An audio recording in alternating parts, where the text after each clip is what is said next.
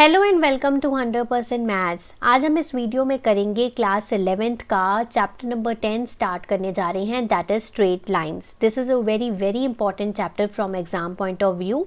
तो आज की इस फर्स्ट वीडियो में कवर करेंगे इसके इंपॉर्टेंट बेसिक्स जो कि एक्सरसाइज 10.1 को सॉल्व करने में हमें हेल्प करेंगे। ठीक है, तो इसमें हम कवर करेंगे हमारे क्लास 9th और 10th के भी कॉन्सेप्ट्स जो प्रीवियस ईयर्स में हम स्टडी ऑलरेडी कर चुके हैं, और साथ ही साथ क्लास 11th में हमें न्यू क्या पढ़ना है स्ट्रेट लाइंस में। ठीक है, तो आज की वीडियो बहुत बहुत ज़्यादा इंपॉर्टेंट है क्लास 11th के बच्चों के लिए, सो फुल वीडियो ध्यान से ज़रूर देखिएगा।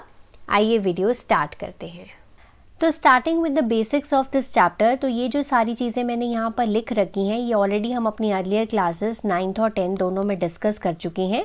आज हम यहाँ पर लेंगे पहले इसका क्विक रीकैप, उसके बाद बढ़ेंगे इस चैप्टर की तरफ। ठीक है, तो यहाँ पर है कोऑर्डिनेट एक्सिस। हमें अच्छे से पता है कि एक्स एक्सिस होती है और हमारे पास क्या होती है, वाई एक्सिस होती है ना। कोऑर्डिनेट प्लेन जिसको हम कार्टेशियन प्लेन भी बोलते हैं, तो ये कार्टेशियन प्लेन क्या होता है, this is a 2D coordinate plane जो कि एक्स एक्सिस और वाई एक्सिस की इंटरसेक्शन से बनता है। तो आप देख सकते हैं ये एक्स एक्सिस है और this is our y axis, इनकी इंटरसेक्शन से क्या बनता है, ये कोऑर्डिनेट प्लेन या कार्टेशियन प्लेन बनता है। और जिस पॉइंट पे ये इंटरसेक्ट करते हैं इस पॉइंट को हम बोलते हैं ओरिजिन, है ना। ये तो ऑलरेडी आपने जो क्लास 9th और 10th दोनों में पढ़ रखा है। ठीक है, तो उसके बाद आ जाता है plotting of points in a plane. अगर मैं आपको बोलूँ कि आपको कोई पॉइंट दे दिया जाए, आपको उसको इस प्लेन में प्लॉट करना है, तो आप आराम से कर सकते हैं। जैसे फॉर एग्जांपल मैंने आपको दिया 6, -4, ठीक है, या फिर दे दिया 3, 0, तो आप इसको कैसे प्लॉट करेंगे, आप इसको कैसे लेंगे, ये x का पॉइंट है, ये आपका y का पॉइंट है, ऐसे यहाँ पर ये x का पॉइंट है और ये y का पॉइंट है। तो कैसे प्लॉट करेंगे, x का जो 6 है वो ये रहा, ठीक है, ये रहा आपका।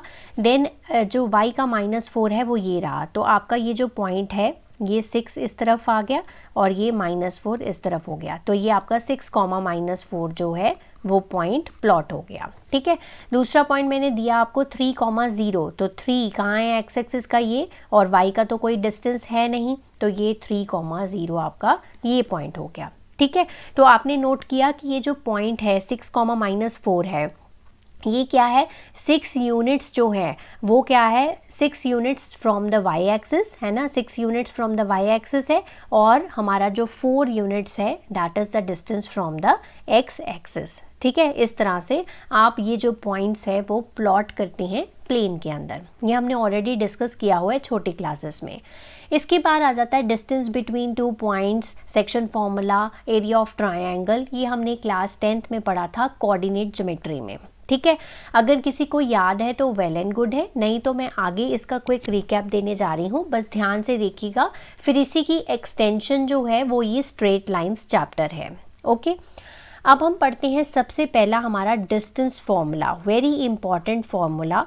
तो डिस्टेंस हम फॉर्मूला क्या करता है, बेसिकली किसी भी 2 पॉइंट्स के बीच में डिस्टेंस बताता है। फॉर एग्जाम्पल हमारे पास यहाँ पर कोई P पॉइंट है जिसके कोऑर्डिनेट्स हैं हमारे पास x1, y1, और Q पॉइंट है जिसके कोऑर्डिनेट्स है x2 एंड y2। ठीक है, बेसिकली अगर हमें दोनों के बीच का डिस्टेंस फाइंड आउट करना हो, यानी कि PQ फाइंड आउट करना हो, तो कैसे फाइंड आउट होता है, this is equal to √of x2 - x1 whole square और plus y2 - y1 whole square.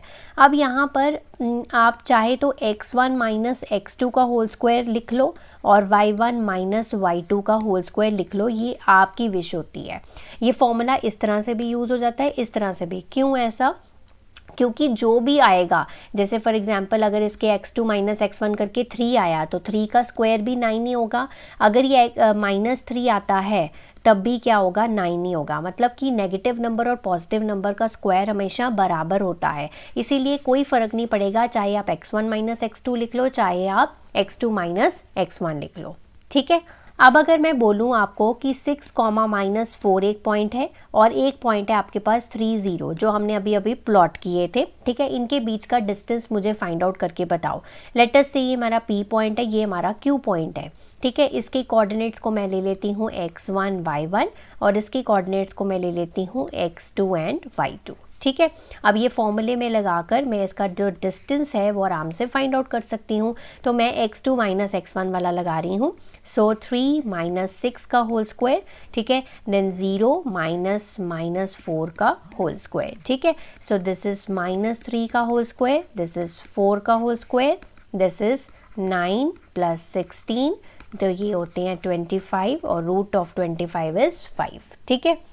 Distance हमेशा पॉजिटिव होता है, सो देयरफॉर पी क्यू का जो डिस्टेंस है वो कितना है, 5 यूनिट्स है। So this is all about distance formula. Okay, next आ गया आपका सेक्शन फॉर्मूला, ठीक है। इसको याद करने का मैं बहुत ही इजी एक तरीका बताऊंगी, उसके साथ आप कर सकते हैं। तो सेक्शन फॉर्मूला क्या कहता है, the coordinates of the point dividing the line segment. Suppose करते हो एक लाइन सेगमेंट है मेरे पास, इसके पी और क्यू पॉइंट्स हैं, ठीक है। P के पॉइंट्स हैं मेरे पास, P के कोऑर्डिनेट्स हैं x1 y1 और Q के कोऑर्डिनेट्स हैं मेरे पास x2 and y2। Let us से एक और पॉइंट यहाँ पर आ गया R, जो कि इस लाइन सेगमेंट को m/n में डिवाइड कर रहा है। क्या करा मैंने, एक लाइन सेगमेंट है मेरे पास PQ, एक पॉइंट और आ गया जिसके कोऑर्डिनेट्स मैं मान लेती हूँ x, y हैं, वो इस लाइन सेगमेंट को m/n में डिवाइड कर रहा है, तो इंटरनली, ठीक है। तो आप क्या करेंगे, आप इसको कैसे लिखेंगे, ये फॉर्मूला को mx2 प्लस nx1, इसको कैसे लिख लेंगे, आप क्या करेंगे, m और n को ऐसे लिखेंगे, फिर लिखेंगे यहाँ पर x1 और यहाँ पर लिखेंगे x2, ठीक है। तो आप क्या करेंगे, क्रॉस मल्टीप्लाई, तो आपका फॉर्मूला बन जाएगा mx2, ठीक है, cross multiply plus nx1 divided by total ratio m plus n, ठीक है। ऐसे ही फिर से आप m और n लिखेंगे और यहाँ पर y1 और y2 लिखेंगे, ठीक है। तो आप इसको क्रॉस मल्टीप्लाई करेंगे तो my2 my1 divided by m plus n, तो ये बन गया जी आपका सेक्शन फॉर्मूला। इससे इजी तरीका नहीं है इसको समझने का भी और ये फॉर्मूला याद करने का भी, ठीक है। So this is all about section formula. Next है हमारा third formula, that is mid point formula, ठीक है। ये सेक्शन फार्मूला से ही डिराइव हुआ है। तो अभी ने पढ़ा हमने कि पी क्यू एक लाइन सेगमेंट है जिसके कोऑर्डिनेट्स x1 y1 है और x2 y2 हैं। आर एक पॉइंट है एक्स वाई जो कि इस लाइन सेगमेंट को m/n में डिवाइड कर रहा है। अभी हमने पढ़ा सेक्शन फार्मूला में, ठीक है। अगर ये इस लाइन सेगमेंट को 1/1 में डिवाइड कर दे तो ये बन जाता है मिड पॉइंट फार्मूला, ठीक है। मतलब ये बेसिकली जो आर है वो इस पी क्यू लाइन सेगमेंट का मिड पॉइंट बन जाएगा, ठीक है। तो उस केस में फॉर्मूला क्या होगा, आपने अभी जो फॉर्मूला लिखा mx2 plus nx1 divided by m plus n, फिर आपने लिखा my2 plus ny1 divided by m plus n, यहाँ पर आप m और n की वैल्यू जो है वो 1 पुट करके देखो तो आपके पास क्या बनेगा, न्यूमरेटर में x2 प्लस x1 और डिवाइडेड बाय 1 प्लस 1, ऐसे ही यहाँ पर y2 प्लस y1 और यहाँ पर 1 प्लस 1, ठीक है। तो आप देखोगे यही वाला फॉर्मूला बन गया ना, x1 plus x2 divided by 2, y1 plus y2 divided by 2। अगर ये m और n की वैल्यू जो है बराबर होती है तो आपका ये मिड पॉइंट फॉर्मूला होता है। ये कोई भी दो पॉइंट्स आपको गिवन हो और उसके बीच में आपको मिड पॉइंट फाइंड आउट करना हो तो उस केस में ये वाला फॉर्मूला आप अप्लाई करेंगे, ठीक है जी। Next fourth one, the area of the triangle whose vertices are. तो आप एक ट्राइंगल है आपके पास, ठीक है, जैसे सपोज कर लेते हैं ABC, उसके जो हैं वर्टिसेस हैं और इसके कोऑर्डिनेट्स क्या हैं, x1 y1 है, B के कोऑर्डिनेट्स हैं x2 y2 और C के कोऑर्डिनेट्स हैं x3 एंड y3, ठीक है। इसको आप लर्न कैसे करेंगे ये देखिए। सबसे पहले तो ये हाफ आएगा, मॉड इसलिए यूज़ करते हैं क्योंकि पॉजिटिव वैल्यू आए, ठीक है, मॉड हो गया। आपने जब ए के x1 कोऑर्डिनेट लिया है, अगर आपने x1 कोऑर्डिनेट लिया है तो आप जो b का है वो y2 और y3 लेंगे, ठीक है ना। बताती हूँ कैसे करना है। जैसे आपके पास x1 x2 x3 लिखा है और y1 y2 और y3 लिखा है, इस तरह से है। जब आप x1 ले रहे हैं तो आप ये y2 और y3 लेंगे साथ में, ठीक है। सो y2 और y3 हो गया। चलिए ये फर्स्ट हो गया आपका ख़त्म। अब जब आप x2 ले रहे हैं, तो आप क्या लेंगे, y1 और y3 लेंगे, ठीक है। x2 ले रहे हैं तो आप y3 माइनस y1 लेंगे, ठीक है, ख़त्म हो गया। यहाँ पर जब आप x3 ले रहे हैं तो आप क्या लेंगे, y1 और y2 लेंगे, y1 माइनस y2, मॉड के अंदर लिख देंगे, तो ये बन जाएगा एरिया ऑफ ट्रायंगल। तो बेसिकली जब आपको ट्रायंगल के 3 वर्टिसेस गिवन हो तो उस केस में अगर आपको एरिया निकालने को बोला जाए तो आप यहाँ पर ये फॉर्मूले में पुट करके एरिया उसका निकाल सकते हो। ठीक है, एक और बात, अगर एरिया किसी भी केस में 0 आ जाता है, ठीक है, तो उस केस में ये जो तीनों पॉइंट्स होते हैं दीज आर कोलिनियर पॉइंट्स, मतलब ये एक ही लाइन पे लाई कर रहे हैं। ठीक है, अगर किसी केस में एरिया जो है वो 0 आ जाए तो ए बी सी पॉइंट्स जो हैं वो क्या होते हैं, they lie on a line and they are collinear points. ठीक है जी, तो ये तो थे हमारे जो बेसिक्स जो हमने ऑलरेडी अपनी प्रीवियस क्लासेस में पढ़ रखे हैं। अब बात करते हैं सबसे पहले क्लास 11th में इस चैप्टर में हमें क्या पढ़ना है, that is a slope of a line. Very very important topic from exam point of view. ठीक है, स्लोप ऑफ अ लाइन क्या होता है, तो सबसे पहले पढ़ेंगे कि एक लाइन जो है जब एक कोऑर्डिनेट प्लेन में होती है तो वो कितने एंगल्स बनाती है एक्स एक्सिस के साथ। तो आप देखो कि ये हमारा कोऑर्डिनेट प्लेन है, ये एक्स और वाई एक्सिस है। ठीक है, ये जो एक लाइन है ये आप देख सकते हो ब्लू कलर की लाइन है। ठीक है, आप देखो कि ये कितने एंगल्स बना रही है एक्स एक्सिस के साथ, तो ये हमारी एक्स एक्सिस है, तो ये देखो 2 एंगल्स बना रही है, एक ये थीटा और एक ये 180 माइनस थीटा। यानी कि हमेशा जब भी एक लाइन होगी कोऑर्डिनेट प्लेन में वो हमेशा 2 एंगल्स बनाएगी एक्स एक्सिस के साथ, और जो क्या होगी हमेशा सप्लीमेंट्री होगी। सप्लीमेंट्री मतलब इन दोनों का टोटल हमेशा क्या होएगा, 180 डिग्री। ठीक है, यही कहना चाह रही है। तो एक लाइन जो है हमेशा कोऑर्डिनेट प्लेन में 2 एंगल्स बनाती है एक्स एक्सिस के साथ। ठीक है, इस एंगल को हम क्या बोल रहे हैं, यहाँ पर थीटा बोल रहे हैं। ठीक है, जो कि एक लाइन एल बना रही है with the positive direction of x axis. ठीक है, और इसको हम एंटी क्लॉकवाइज मेजर कर रहे हैं, एंटी क्लॉकवाइज मेजर कर रहे हैं, इस तरफ है ना, तो ये एंटी क्लॉकवाइज मेजरिंग है।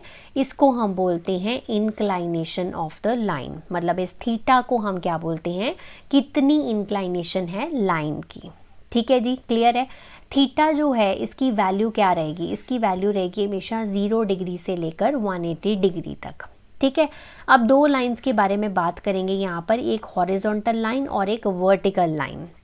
अब देखो हॉरिजॉन्टल लाइन कैसी होगी, हॉरिजॉन्टल लाइन तो एक्स एक्सिस के ऊपर ही होगी। अगर ये लाइन एल यहाँ पर ना बनाऊँ मैं, अगर मैं दोबारा फिगर बना देती हूँ, ये हमारी एक्स एक्सिस है, हॉरिजॉन्टल लाइन क्या होगी, इसके ऊपर ही होगी, है ना। अब इसकी इंक्लाइनेशन क्या होगी, थीटा यहाँ पर क्या होगा, 0, क्योंकि इसके ऊपर ही तो है ये। ठीक है, तो हॉरिजॉन्टल लाइन की इंक्लाइनेशन कितनी होती है, 0 डिग्री होती है।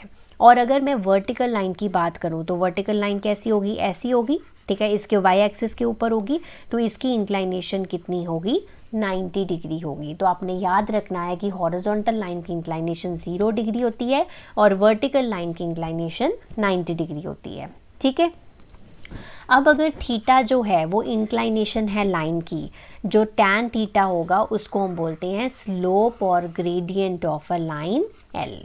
ठीक है, तो बेसिकली जब हमें थीटा पता है तो हम उसका टैन थीटा निकाल लेंगे। ठीक है, तो इसको हम बोलते हैं स्लोप या फिर सिंपल टर्म्स में ग्रेडियंट बोलते हैं। ठीक है, और इस स्लोप को हम m के साथ डिनोट करते हैं, तो हम यहाँ पर लिखते हैं m is equal to tan theta.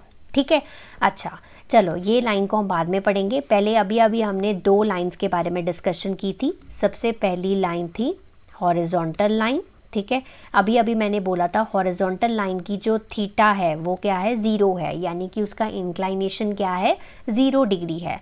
अब मैं बोलती हूँ आपको कि स्लोप बताओ मुझे इसकी। ठीक है, तो स्लोप क्या होती है, slope m is equals to tan theta, यानी कि टैन ऑफ 0। तो टैन ऑफ 0 क्या होता है हमारे पास, टैन ऑफ 0 क्या होता है, 0 ही होता है। ठीक है ना, तो टैन ऑफ 0 डिग्री यानी कि slope of horizontal line is 0। ठीक है, इसके बाद आ जाओ, मैंने बात करी थी वर्टिकल लाइन की। ठीक है, वर्टिकल लाइन के केस में इंक्लाइनेशन कितनी थी, 90 डिग्री थी, यानी कि थीटा 90 डिग्री था। अगर मैं बोलूँ कि इसकी स्लोप निकाल कर मुझे बताओ तो tan of 90 is not defined. ठीक है, तो मैं यहाँ से एक कंक्लूजन यहाँ पर निकाल सकती हूँ कि slope of x axis is 0 and slope of y axis is not defined. ठीक है, ये आपको क्लियर है। इस तरह से आपने ये जो स्लोप है उसको कैलकुलेट करना है। क्लियर। तो नेक्स्ट टॉपिक है आपका slope of a line when coordinates of any 2 points on the line are given. अब अगर इन केस थीटा आपको गिवन ना हो, ठीक है। तो आपको गिवन है कोई भी 2 पॉइंट्स और उनके कोऑर्डिनेट्स गिवन है, ठीक है। आप उसकी स्लोप कैसे कैलकुलेट करोगे? जैसे फॉर एग्जांपल P पॉइंट है और Q पॉइंट है, इसके कोऑर्डिनेट्स हैं x1 y1 और इसके कोऑर्डिनेट्स हैं x2 y2। तो इसकी आप स्लोप कैसे कैलकुलेट करोगे? तो आप m या tan theta is equal to, that will be equal to, ये फॉर्मूला है आपको याद रखना है, y2 minus y1 divided by x2 minus x1, ठीक है। ये आप करोगे, इससे आपकी जो स्लोप है वो निकल आएगी, ठीक है। फॉर एग्जांपल आपको बोला जाए find the slope of the line passing through the points, तो आपको 2 पॉइंट्स गिवन है 3, -2 एंड -1, 4। आपको इसकी स्लोप कैलकुलेट करनी है, ठीक है। सो आप इस पॉइंट्स को मान लो x1 y1 और इस पॉइंट्स को मान लो x2 and y2। So m will be equals to y2 minus y1, 4 -2 divided by -1 -3, 6 upon -4, ये हो जाएगा -3/2। तो ये आ गई इसकी स्लोप, ये P और Q पॉइंट्स के बीच में, इसको हम P और Q पॉइंट्स मान लेते हैं, ठीक है। तो ये आ गई P और Q के बीच की स्लोप, ठीक है। एक और इम्पॉर्टेंट बात यहाँ पर तो जैसे आपको 2 पॉइंट्स गिवन है P और Q, जैसे कोई और भी 2 पॉइंट्स अगर कोई गिवन हो तो उसकी क्या स्लोप होएगी? उसकी भी स्लोप जो है वो सेम रहेगी। ऐसा क्यों? क्योंकि ये जो एंगल है ये थोड़ी चेंज हो रहा है, लाइन के ऊपर ही है ना ये 2 पॉइंट्स भी। तो कोई भी 2 पॉइंट्स, ठीक है, ऑन द लाइन, ठीक है, they have the same slope, ठीक है ना, बिकॉज थीटा जो है वो हमेशा एक्स एक्सिस के साथ उसका सेम रह रहा है। अगर आप थीटा को चेंज कर रहे हो तो फिर उसकी स्लोप चेंज होगी, अदरवाइज उसकी स्लोप जो है वो सेम रहेगी कोई भी 2 पॉइंट्स के बीच में, ठीक है जी। तो नेक्स्ट टॉपिक है आपका conditions for parallelism and perpendicularity of lines in terms of their slopes, ठीक है। सबसे पहले डिस्कस करेंगे पैरेललिज्म, कि अगर एक लाइन जो है वो दूसरी लाइन के पैरेलल है, L1 लाइन जो है वो L2 लाइन के पैरेलल है, तो उस केस में अल्फ़ा जो है वो हमेशा बीटा के इक्वल होगा, ठीक है। ऐसा क्यों? इसका भी एक रीज़न है।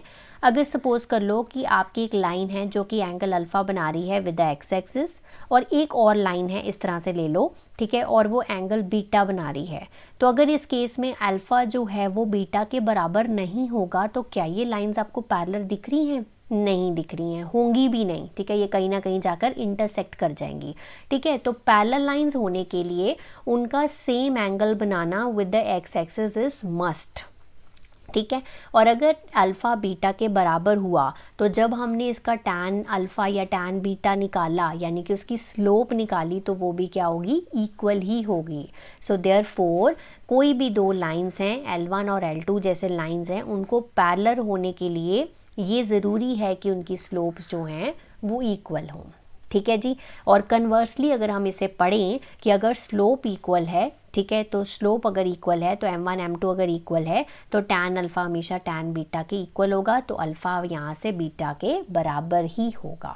तो नट शेल में सिर्फ इतना आपको याद रखना है, जब भी 2 लाइंस कोई पैरेलल हैं तो उस केस में उसकी स्लोप्स भी इक्वल होती हैं, और उस केस में क्या होता है, उसकी जो अल्फ़ा और बीटा एंगल्स हैं विद द एक्स एक्सिस वो भी क्या होंगे? इक्वल होंगे, ठीक है। नेक्स्ट आ गया, अगर लाइंस जो हैं वो L1 और L2 आपस में क्या हैं? परपेंडिकुलर हैं, तो उस केस में क्या होगा? जब भी ऐसा 2 लाइंस आपस में परपेंडिकुलर टू ईच अदर हैं, ठीक है, तो उनकी स्लोप्स जो हैं they are negative reciprocals of each other. अगर मान लो कि पहले की स्लोप m1 है और दूसरे की स्लोप m2 है, so m1 m2 will be equals to -1। ये इस केस में होता है जब हमारे पास परपेंडिकुलर लाइंस होती हैं, ठीक है। अब ये कहाँ से आया? तो थोड़ी सी इसकी हम डेरिवेशन यहाँ पर करेंगे कि अगर लाइंस L1 और L2 परपेंडिकुलर हैं, तो सपोज कर लेते हैं ये हमारा एक ट्रायंगल है, ठीक है। तो आप इस देखो, ये यहाँ पर आप ट्रायंगल ले लो, इसको आप पॉइंट A ले लो, इसको आप पॉइंट B ले लो, इसको आप पॉइंट C ले लो, ठीक है। तो आप देख सकते हो कि ये 90 डिग्री का एंगल है, ये हमें अल्फ़ा हमने किया हुआ है, और ये जो है हमारा बीटा एंगल है, ठीक है। सबसे पहले ये हो गया। अब आप देख सकते हो कि जो बीटा है वो एक एक्सटीरियर एंगल है, और ये क्या है? Interior angles of the triangle हैं, ठीक है। सो हमने एक एक्सटीरियर एंगल प्रॉपर्टी पढ़ी थी कि exterior angle is equal to sum of 2 interior angles, ठीक है ना। एक्सटीरियर एंगल प्रॉपर्टी से ये मैंने चीज़ लिखी है, एक्सटीरियर एंगल प्रॉपर्टी, जो कि क्लास 9th में हमने डिस्कस की थी, ठीक है। तो beta is equals to alpha plus क्या है 90 डिग्री है। अब अगर मैं दोनों साइड्स पे इसका टैन ले लूँ, यानी कि मुझे इसकी स्लोप निकालनी है ना, सो टैन लेना पड़ेगा, सो टैन अल्फ़ा प्लस 90 डिग्री, ये हो गया। अब आ जाओ ट्रिग्नोमेट्री थोड़ी सी याद करो। Tan alpha plus 90, tan alpha plus 90, एक तो 90 में क्या होगा, कॉट अल्फ़ा बन जाएगा ये, ठीक है ना। तो जो हमारा जो ये चेंज हो जाएगा, तो टैन कॉट में चेंज हो गया। अब आ जाओ क्वाड्रेंट्स के केस में पढ़ते हैं। अल्फ़ा प्लस 90 डिग्री, तो ये हमारा फर्स्ट क्वाड्रेंट है, ये हमारा सेकंड क्वाड्रेंट है, ये थर्ड क्वाड्रेंट है और ये फोर्थ क्वाड्रेंट है। ये हमने सारा कुछ पढ़ा है हमारे चैप्टर नंबर 3 में, ट्रिग्नोमेट्रिक फंक्शंस में। तो क्वाड्रेंट्स के हिसाब से हम कहाँ पर आ गए, हम आ गए अपने सेकंड क्वाड्रेंट में। कैसे, अल्फ़ा प्लस क्या है 90 डिग्री, क्योंकि 90 डिग्री यहाँ तक होता है, ठीक है। तो 90 प्लस अल्फ़ा है, तो हम आ गए सेकंड क्वाड्रेंट में। तो सेकंड क्वाड्रेंट में हम हमेशा याद करते हैं ऐड शुगर टू कॉफ़ी, यही था ना हमारा। तो सेकंड क्वाड्रेंट में सिर्फ हमारा जो साइन और कोसेकेंट है वो पॉजिटिव होता है, बाकी सारे क्या होते हैं, नेगेटिव होते हैं। सो देयरफॉर यहाँ पर क्या आ जाएगा, माइनस का कॉट अल्फ़ा आ जाएगा। यहाँ तक ओके है। माइनस ऑफ कॉट अल्फ़ा को कैसे लिख सकती हूँ मैं, -1 अपॉन टैन अल्फ़ा, यानी कि आपका जो टैन बीटा है वो आ गया -1 अपॉन टैन अल्फ़ा, ठीक है। टैन बीटा मतलब आपकी जो सेकंड वाले की स्लोप m2 है, तो m2 हो गया, is equal to -1 upon tan alpha मतलब -m1, ठीक है। इस m1 को इधर ले जाओ, सो m1 m2 is equal to -1, तो यहाँ से ये आया है, ठीक है। तो बेसिकली अगर दो लाइंस पैरेलल हैं, ठीक है, तो उस केस में जो स्लोप्स हैं वो इक्वल होती हैं, ये in case of parallel lines हैं। और अगर आपकी परपेंडिकुलर लाइंस हैं, ठीक है, तो m1 m2 जो है वो -1 के इक्वल है, ये आपका परपेंडिकुलर लाइंस के केस में है। तो ये आपको जो रिजल्ट हैं वो आपको इसके याद रखने हैं। तो नेक्स्ट टॉपिक है हमारा angle between the two lines. अब अगर हमारे पास एक प्लेन के अंदर दो लाइंस हैं, ठीक है, या तो वो पैरेलल हो सकती हैं और या फिर वो क्या हो सकती हैं, इंटरसेक्टिंग हो सकती हैं, ठीक है। अब अगर वो पैरेलल हैं तो वो सेम एंगल बनाती हैं विद द एक्स एक्सिस, ठीक है, तो इनकी इंक्लाइनेशन सेम होती है विद द एक्स एक्सिस, तभी वो पैरेलल होती हैं, तभी उनकी जो स्लोप्स है वो भी क्या होती है, इक्वल होती हैं। ये हमने डिस्कस किया था पैरेलल लाइंस के केस में। अब अगर वो पैरेलल ना हो के वो इंटरसेक्टिंग हो किसी पर्टिकुलर पॉइंट पे, इंटरसेक्टिंग के केस में वो क्या एंगल बनाएंगी बिटवीन द टू लाइंस, यही हमने इस टॉपिक के अंदर डिस्कस करना है, ठीक है। अब यहाँ पर मान लेते हैं कि L1 और L2 दो लाइंस हैं, ये L1 और L2 है, देखो ये इंटरसेक्ट कर रही हैं इस पर्टिकुलर पॉइंट के अंदर। तो L1 और L2 जो हैं इनकी स्लोप्स मान लेते हैं M1 और M2 हैं। L1 की स्लोप M1 है, L2 की स्लोप जो है वो M2 है, और ये अल्फ़ा 1 और अल्फ़ा 2 इंक्लाइनेशन बना रही हैं, यानी कि इतना एंगल बना रही हैं विद द एक्स एक्सिस, ठीक है। पहली बात तो ये होगी, अगर हमें इसकी स्लोप निकालनी हो तो क्या लिखेंगे, हम इसको लिखेंगे टैन अल्फ़ा 1, क्योंकि L1 जो है वो अल्फ़ा 1 एंगल बना रही है विद द एक्स एक्सिस, और स्लोप क्या होती है हमें अच्छे से पता है कि m is equals to tan theta. तो यहाँ पर थीटा जो है वो अल्फ़ा 1 और अल्फ़ा 2 माने हुए हैं, ठीक है। So m2 is equals to tan alpha 2, right. यहाँ तक ये बात क्लियर हो गई। अब ये जो आपस में लाइंस इंटरसेक्टिंग हैं, ये जैसे इस तरह से देखो लाइंस इंटरसेक्टिंग है, तो ये एंगल जो है वो क्या बना रही है, थीटा, और दूसरा एंगल क्या लिया है इन्होंने, फाई लिया है। मतलब अगर थीटा एक्यूट एंगल है, एक्यूट मतलब लेस देन 90 डिग्री है, तो जो फाई है वो क्या होगा, ऑब्ट्यूज एंगल होगा। अगर थीटा एक्यूट है, जो फाई होगा वो क्या होगा, ऑब्ट्यूज एंगल होगा, क्योंकि हमें अच्छे से पता है कि इन दोनों का जो सम है वो कितना है, 180 डिग्री है, यानी कि ये सप्लीमेंट्री एंगल्स है ना, ये तो पता है बात। अगर एक एंगल निकल आएगा तो दूसरा अपने आप ही निकाल लेंगे हम। वो कैसे, अगर हमें थीटा पता है तो फाई कैसे निकलेगा, फाई निकलेगा 180 माइनस थीटा, ऐसे ही निकलेगा ना, 180 माइनस थीटा। तो सबसे पहले हमें निकालना है थीटा, ठीक है। वो कैसे निकालेंगे, so theta will be equals to alpha 2 minus alpha 1, ठीक है। ये बताऊंगी आपको मैं फॉर्मूला कहाँ से आया, अल्फ़ा 2 माइनस अल्फ़ा 1। अब दोनों तरफ क्या ले लिया मैंने, टैन ले लिया, so tan theta is equals to tan alpha 2 minus alpha 1। अब आपने चैप्टर नंबर 3 में क्लास +1 में ही एक फार्मूला पढ़ा था टैन x माइनस वाई का। क्या फार्मूला था, tan x minus tan y plus 1 divided by 1 plus tan x tan y, यही था।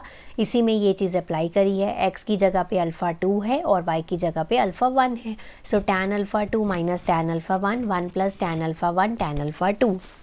अब tan अल्फ़ा 2 क्या था, m2 था, तो m2 लिख दिया, m1 लिख दिया, 1 + m1 m2। ठीक है, तो ये बन गया आपका थीटा का फॉर्मूला। ठीक है, यानी कि ये फॉर्मूला है m2 - m1 divided by 1 + m1 × m2। और स्लोप्स निकालनी तो हमें बहुत अच्छे से आती हैं, तो हम यहाँ पर वैल्यूज़ पुट करेंगे और हमारा एंगल निकल आएगा बिटवीन द टू लाइन्स। ठीक है, और दूसरी चीज़ मैं ऑलरेडी आपको बता चुकी हूँ कि फ़ाई कैसे निकालते हैं। फ़ाई निकालते हैं 180 - थीटा करके। ठीक है जी, अब यहाँ पर अगर हम tan ऑफ फ़ाई ले लें, tan ऑफ फ़ाई का मतलब है अगर यहाँ पर भी मैं tan ऑफ फ़ाई कर लूँ तो ये tan ऑफ 180 - थीटा हो जाएगा, और ये किसके बराबर होता है, माइनस ऑफ tan थीटा। तो यानी कि tan फ़ाई किसके बराबर हो जाएगा, जो भी हमारा फॉर्मूला है उसके आगे आप सिर्फ क्या लगा दोगे, माइनस लगा दोगे। तो ये वैसे करने की ज़रूरत नहीं पड़ेगी, आप सिर्फ यहाँ तक याद रखो कि ये आपको याद रखना है m2 - m1 divided by 1 + m1 × m2। और फ़ाई अगर निकालना है तो आप क्या करोगे, 180 में से उसको माइनस कर दोगे। ठीक है जी, अब आगे एक और चीज़ देखो। अब ये जो चीज़ है या तो पॉजिटिव आ सकती है या नेगेटिव आ सकती है। ठीक है, अगर ये पॉजिटिव आती है तो ये tan थीटा के इक्वल था ना, तो tan थीटा क्या हो जाएगा, पॉजिटिव हो जाएगा, और tan फ़ाई क्या हो जाएगा, नेगेटिव हो जाएगा। ऑब्वियसली सी बात है, एक पॉजिटिव नेगेटिव रहेगा, मतलब थीटा यहाँ पर एक्यूट होएगा और फ़ाई क्या होएगा, ऑब्ट्यूज़ होएगा। और दूसरे केस में अगर ये नेगेटिव है तो tan थीटा भी नेगेटिव है, tan फ़ाई पॉजिटिव हो जाएगा, तो थीटा यहाँ पर ऑब्ट्यूज़ होगा और फ़ाई यहाँ पे एक्यूट होगा। उलट हो जाएंगे बस, और कुछ नहीं होगा। ठीक है ना, राइट। अब इसको करने के लिए ठीक तो इन्होंने क्या किया कि इन्होंने बाहर मॉड लगा दिया। बाहर मॉड लगा दिया कि हमेशा क्या आएगा, इसकी पॉजिटिव वैल्यू ही आएगी, मतलब यही वाला केस हमेशा बनेगा। तो उस केस में हमेशा क्या होगा, tan थीटा पॉजिटिव होगा, यानी कि थीटा हमेशा एक्यूट एंगल ही आएगा, और जो फ़ाई है वो हमेशा क्या आएगा, ऑब्ट्यूज़ एंगल आएगा। तो सबसे पहले आप थीटा निकाल लोगे इससे, और फ़ाई क्या करोगे, 180 - थीटा कर लोगे। ठीक है, तो नट शेल में ये आपकी जो NCERT बुक है इसमें ये सब लिखा हुआ है। ठीक है जी, so moving to the last topic of today's video, that is collinearity of the 3 points. तो कोलिनियरिटी कैसे चेक करते हैं, अगर आपको कभी भी कितने भी पॉइंट्स गिवन हो XY प्लेन में, तो उसकी आप स्लोप चेक करेंगे। अगर उनकी स्लोप्स जो हुई वो इक्वल हुई तो मतलब वो क्या होंगी, कोलिनियर पॉइंट्स होंगे। क्योंकि आप देखो कि लाइन के ऊपर जितने मर्जी पॉइंट्स हों, ठीक है, जितने मर्जी पॉइंट्स हों, उन सभी की अगर स्लोप्स जो हैं वो बराबर है, यानी कि वो सेम एंगल बना रही हैं विद द एक्स एक्सिस। ठीक है ना, इसीलिए उसकी स्लोप्स क्या आएंगी, बराबर आएंगी। तो वो पॉइंट्स भी क्या होंगे, कोलिनियर पॉइंट्स होंगे, मतलब वो एक ही लाइन के ऊपर लाई कर रहे होंगे। तो जब भी आपको कोलिनियरिटी चेक करने के लिए आए तो आप वो पॉइंट्स की क्या चेक करो, स्लोप्स चेक करो। अगर वो स्लोप्स इक्वल हैं तो वो कोलिनियर हैं, otherwise they are not collinear. So I hope all the concepts are clear. तो नेक्स्ट वीडियो में हम कवर करेंगे एक्सरसाइज 10.1। ठीक है, सो तब तक आप इसको अच्छे से प्रैक्टिस कर लीजिए, रिवाइज कर लीजिए। Have a nice day to all of you.